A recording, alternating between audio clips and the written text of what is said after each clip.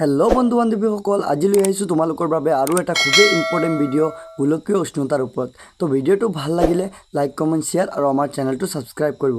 তো ভিডিঅ'টো ষ্টাৰ্ট কৰোঁ। প্ৰথমতে আছে তোমালোকৰ শিৰোনাম, দ্বিতীয় নম্বৰ পেজত আছে তোমালোকৰ সূচীপত্ৰ। মই সূচীপত্ৰটো এবাৰ গাই দিছোঁ। প্ৰথমতে আছে ভূমিকা, দ্বিতীয়তে আছে গোলকীয় উষ্ণতাৰ অৰ্থ, তৃতীয়তে আছে গোলকীয় উষ্ণতাৰ প্ৰধান কাৰণ, চতুৰ্থতে আছে তোমালোকৰ গ্ৰীণ হাউচৰ প্ৰভাৱ, পঞ্চমতে আছে তোমালোকৰ প্ৰাকৃতিক আৰু মানৱ শ্ৰেষ্ঠ কাৰণ, ষষ্ঠতে আছে তোমালোকৰ পৰিৱেশ আৰু বৈশিষ্ট্যৰ প্ৰভাৱ, 7 নম্বৰত আছে তোমালোকৰ সমুদ্ৰ আৰু জলবায়ুৰ পৰিৱৰ্তন, 8 নম্বৰত আছে তোমালোকৰ ভাৰতৰ প্ৰভাৱ, 9 নম্বৰত আছে তোমালোকৰ অসমৰ প্ৰভাৱ, 10 নম্বৰত আছে তোমালোকৰ গোলকীয় উষ্ণতা ৰোধৰ উপায়, 11 নম্বৰত আছে বিশ্বজুৰি গৃহীত পদক্ষেপ, 12 নম্বৰত আছে বিভিন্ন সংগঠনৰ ভূমিকা, 13 নম্বৰত আছে মানুহে কি কৰিব পাৰে, 14 নম্বৰত আছে উপসংহাৰ, 15 নম্বৰ পেজত আছে গ্ৰহপুঞ্জ।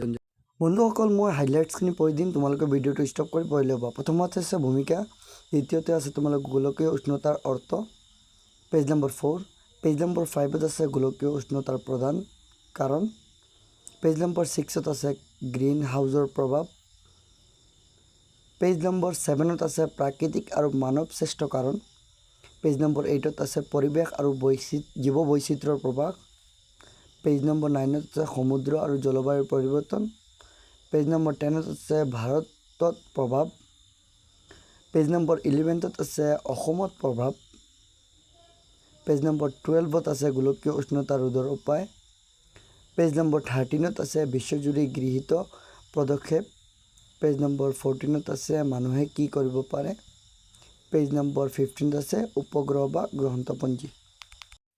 লাষ্টত আছে গ্ৰন্থপঞ্জী। আমি এই সকলো কিতাপৰ পৰা মিলাই পেলাই এই তোমালোকৰ প্ৰজেক্টটো লিখিছোঁ, আৰু তোমালোকে যদি এড কৰা ক'ৰ পৰা এড কৰিছা ইয়াত লিখিব পাৰা, আৰু PDF লাগিলে আমাৰ কমেণ্ট কৰিবা, আমি দি দিম PDF। চ' বন্ধুসকল, আজিৰ ভিডিঅ'টো ইমানে আছিল। ভিডিঅ'টো ভাল লাগিলে লাইক কমেণ্ট শ্বেয়াৰ কৰি দিব প্লিজ। হেল্ল' বন্ধু বান্ধৱীসকল, welcome to my channel Chelim daily vlogs. তো আজি আমি লৈ আহিছোঁ এটা খুবেই গুৰুত্বপূৰ্ণ ৰচনা, পৰিৱেশ প্ৰদূষণৰ ওপৰত গোটেই ডিটেইলছ আজি আমি ৰচনাখন দেখিম। তো শেষলৈকে ভিডিঅ'টো চাবা আৰু ব'লা ভিডিঅ'টো ষ্টাৰ্ট। প্ৰস্তাৱনা: মানুহ প্ৰকৃতিৰ সন্তান। জন্মৰ পৰা মৃত্যু পৰ্যন্ত মানুহে পানী, বায়ু, আগুন আদি প্ৰকৃতিৰ উপাদান ওপৰত নিৰ্ভৰশীল। কিন্তু উন্নত সভ্যতাৰ নামত আজি মানুহে প্ৰকৃতিক শোষণ কৰি নিজৰ প্ৰয়োজন মেটাবলৈ অহৰহ দহিছে।